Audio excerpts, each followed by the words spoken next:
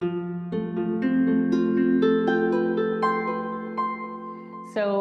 Real Talks is a collaboration with myself and our wonderful friend here, Dr. Amy Novatt. And this is an introduction to our work and our shared mission of helping women stay connected to their bodies and embracing intimacy at every age and stage. As you know, my name is Melissa Eppard, and I had a crash course in menopause as a result of a breast cancer diagnosis over a decade ago. All of my same age friends are just finally starting to catch up. After my diagnosis, I became a life coach, and I love helping others build resilience, make peace with their bodies, and reclaim pleasure.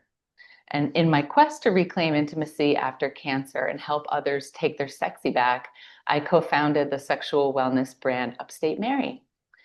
Some of you may know Amy already. Dr. Amy Novatt is a board certified OB-GYN with over 30 years of clinical gynecological experience.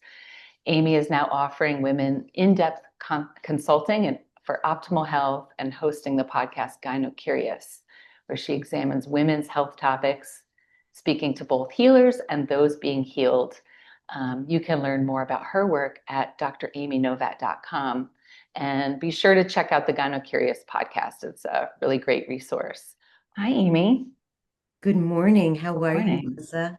I'm good. I've been so looking forward to this. Me too. Me I feel too. like there's not like enough time with you. I feel like I could have this conversation with you like every day. So let's dive right in. Like, why is it so important to have this conversation, and why now? It's a great question. I've been thinking about, and it kind of aligns with what you just said. There's so many kind of points of view about everything in the world right now. And we tend to be so schismed. We're either on the far one side or the far other side. And the reality is that most of us are somewhere in between those extremes. And when we're talking about menopause or we're talking about sex, again, we tend to hear from people who are very active or not active at all. And most of us are in this middle place where we're trying to figure out, kind of on a daily, weekly, monthly basis, what does intimacy mean to me? How do I want to use my body as I age? How have the hormonal changes that are occurring in my body kind of inevitably altering, shifting, benefiting, depleting me? And so, as you pointed out in the very beginning, we're not here to give medical advice because each of us have a different journey and each of us have a slightly different point of view around how those changes are occurring in our body over time. And one of the things I've learned so much about kind of talking to women about this perimenopause, menopause transition, much like the pubertal transition, is that it's not a point in time. It's not like, oh, everything happens on Tuesday and on Wednesday, I'm just whatever. No, on Wednesday, Thursday, Friday, there's continued changes. And there's something kind of beautiful about that, and yet can be quite scary as well. I often talk about how we have this dance of the reproductive time in our lives where we kind of know what our body is doing each month in relation to our menstrual cycle. Oh, I'm bloated a week before my period. Oh, I get a little rageful 3 days before. That there's this orchestration and repetition that happen each month.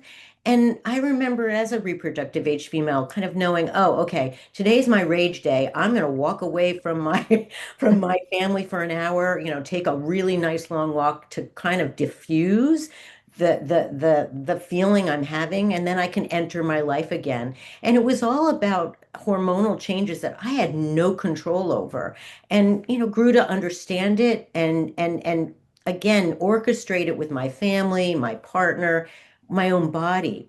With the perimenopause and menopause, for so many of us, that dance, that orchestration is gone.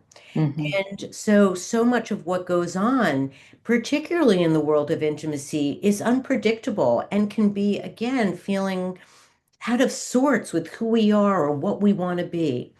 And right now, menopause is having its moment, for better or worse. I say that because there's so much going on online. in the social media world around this transition. And I'm so grateful because we're finally saying vagina, we're finally saying menopause out loud. This is good. This is normalizing these changes in our body. 51% of us, if we live a long life through this transition, we're experiencing it. And your mother, Melissa, my mother, our grandmothers for sure, they went through this with complete silence and with no support, no infrastructure at all to even explain what was going on with them. I remember my mom standing in front of the stove, like just dripping, and saying to her, like, "Mom, is the soup too hot?" Yeah, head in the freezer. Right, exactly. And the poor woman had absolutely no resources. And I'm sure my father, who was a very kind, gentle man, was not particularly sympathetic because he was as confused by it as she. So thank goodness we are talking about this. It's emancipating, it's empowering for women. Any opportunity we can learn about our body is good. The trouble is that there's so much noise out there too. And there's many folks who are seeing this as an opportunity to not only make money, but to get their faces, out there in social media. And I don't want to seem hypocritical because here we are on social media trying to promote a conversation that we look forward to having with women.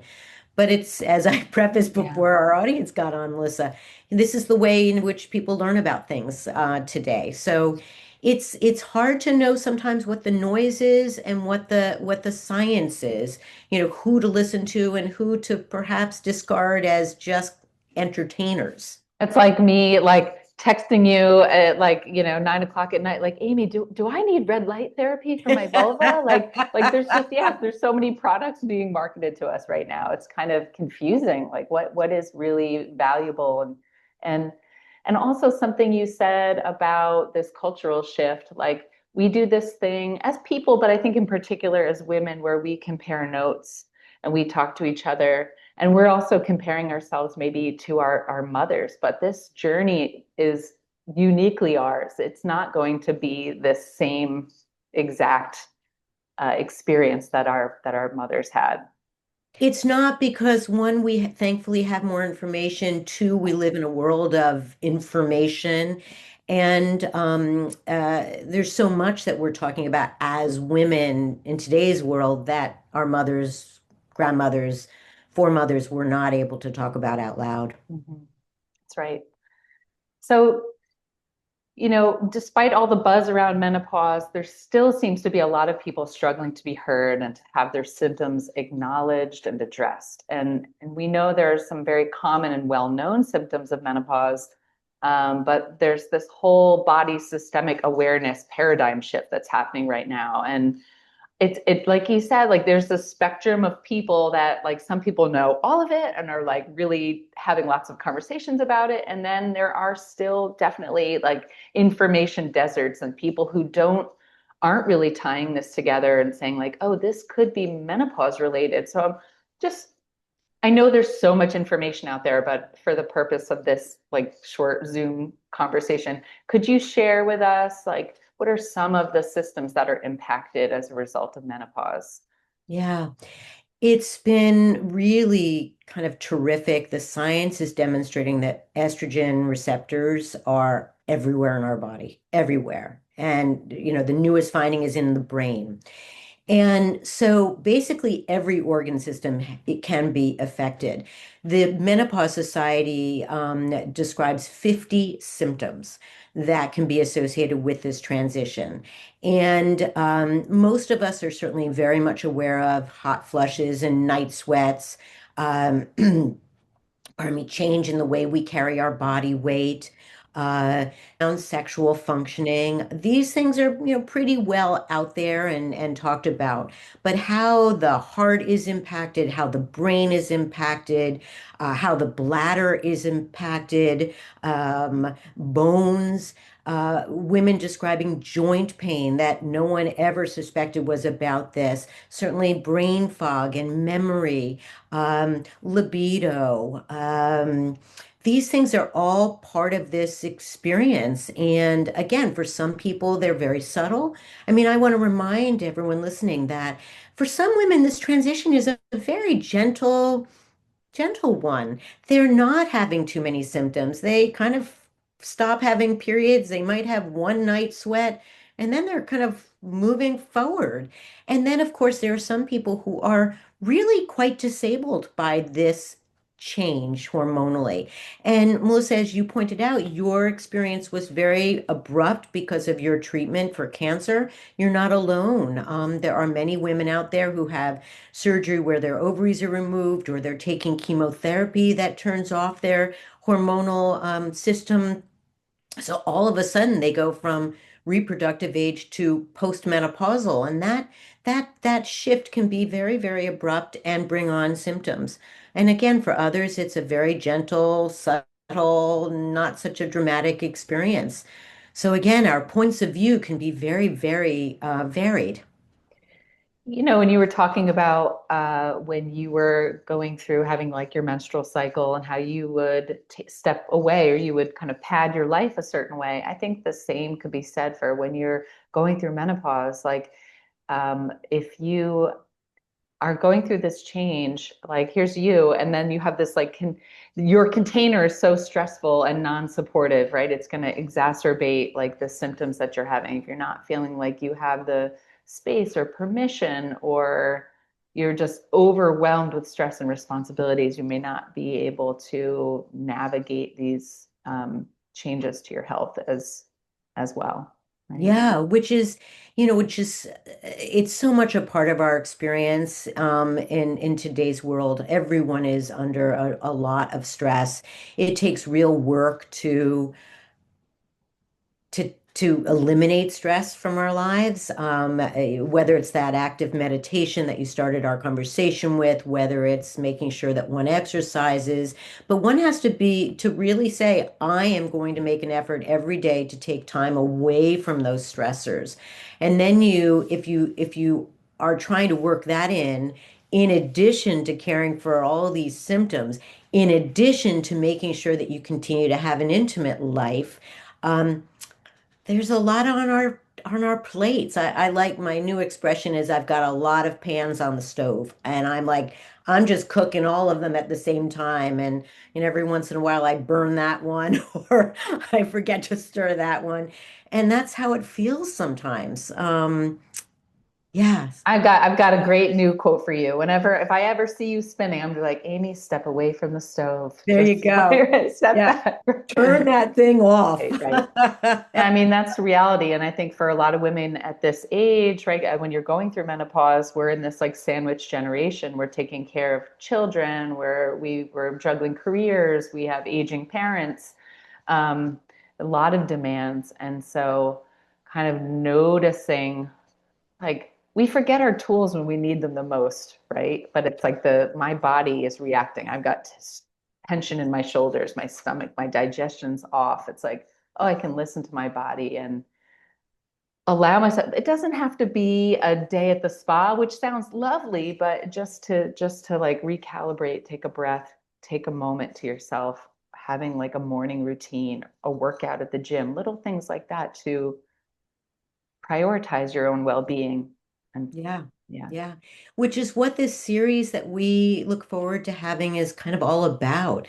Not just for informational purposes, which of course we look forward to sharing information with the women who attend, but it's really about saying, I'm going to take, an hour and a half, 3 Wednesdays, in the next few months, and just say that I'm going to prioritize understanding the role of intimacy and sex or lack thereof, whatever your choice is in my life, and how this transitional time is impacting that aspect of my world. Yeah. I know it's like if you have stepped really far from being intimate or with yourself or with a partner, right? If you haven't had sexual pleasure in a while, it's almost like how do I get back on the horse? How do I re-engage with that part of myself? And I've experienced this thing where pleasure begets more pleasure. When you do engage, it's like, oh, this is why this is good for me. This is why it feeds the other areas of my life.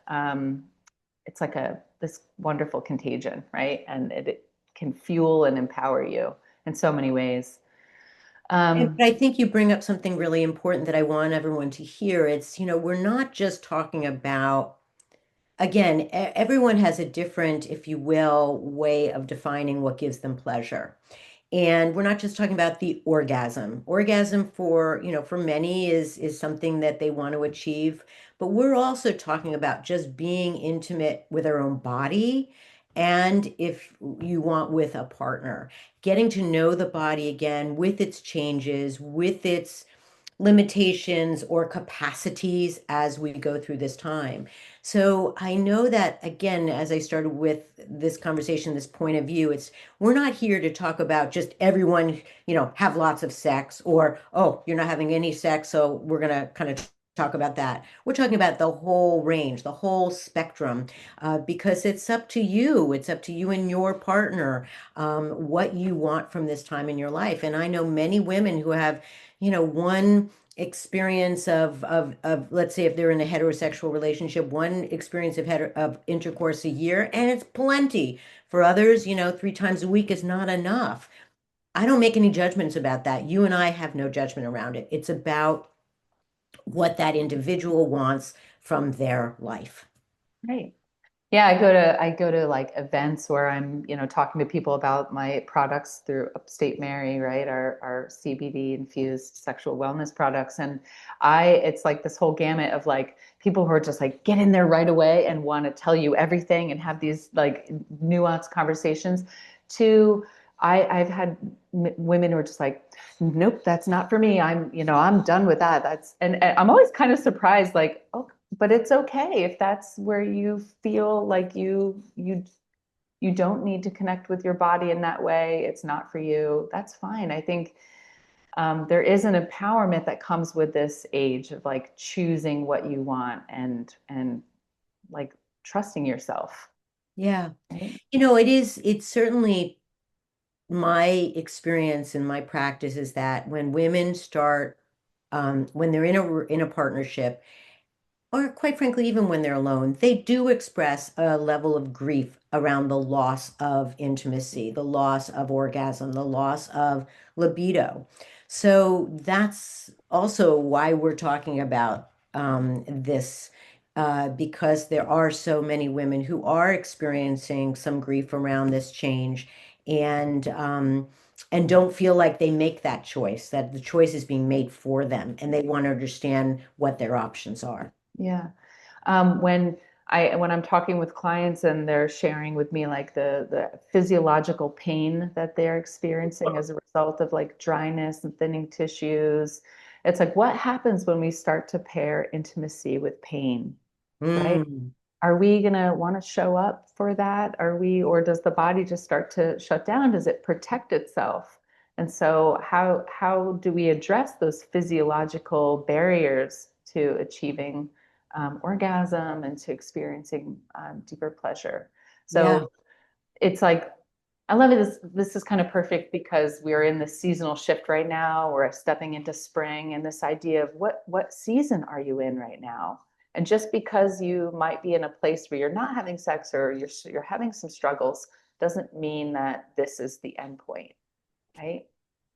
You get to choose, and the fact is that there are many interventions for pain associated with sex, and one needs to find a practitioner who is capable and wants to assist you.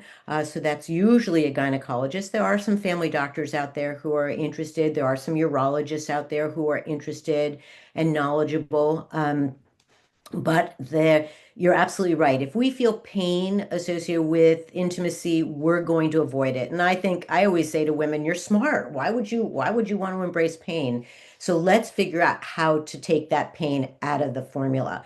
And there are, again, a multitude of interventions that can be discussed. And for most women, they find a place of comfort. It takes time for some women, it takes practice, but there are ways to make intimacy more comfortable. And for some people, it's about no penetration. For some, it's about a penetration that is not about a penis, and for others, it's about all that they want. It's a very individual conversation, but there are options out there. I find, I mean, I've been married for over 20 years, and as I talk to other married couples and other women, like there's this thing that happens. We get into a routine and maybe just keep doing the same thing the same way. But as our bodies change, there's this opportunity to have a new relationship to pleasure and to become like a pleasure researcher in your own body and in your relationship. So what worked for you then may not be working for you now. And so just getting like really curious about what you need now. What does turn on look like now? And maybe like if you're in a heterosexual relationship, it's like that penile penetration is not the main event. That does not have to be the star of the show. It's like, what are the other ways you're like engaging with your body and your turn on? Yeah, absolutely. And I think that's one of the things I love about Upstate Mary and some other product lines where the goal is to provide resources, tools, lubricants, moisturizers, ways in which to improve the health of the pelvis and thus improve the experience of intimacy, whichever way you have it. So this is just the tip of the iceberg. And for those of you who live in the Hudson Valley that are watching this, Dr. Amy and I will be leading this three-part series that starts April 15th. It's called Sex Talk Sessions. In this series, we'll be getting more granular, taking you deeper in knowledge and experiential exercises and supportive community. We'll be exploring things like current treatment options for sexual changes, plus how and why we should relish sex and pleasure in midlife and beyond. The meetings are April 15th, May 20th, and June 24th from 6 to 7:30 at Gigi's Trattoria in Rhinebeck, New York. And you can register for one or all three sessions, but space is limited, so we do recommend that you register in advance. I have this quote that I found this morning that I just love this. It's by Clarissa Pinkola Estes, who wrote Women Who Run with the Wolves and other books. The psyches and souls of women also have their own cycles and seasons of doing and solitude, running and staying, being involved and being removed, questing and resting, creating and incubating, being of the world and returning to the soul place. Hmm, Yeah, it's a good lovely. one. I encourage everybody, please join us if you can, April 15th for our first Sex Talk session event for real talk, real community, real support. And we hope to see you there. Thank you for joining us this morning. Yeah, thanks, Amy. Have a great day, everybody. Be well. Bye-bye. Bye.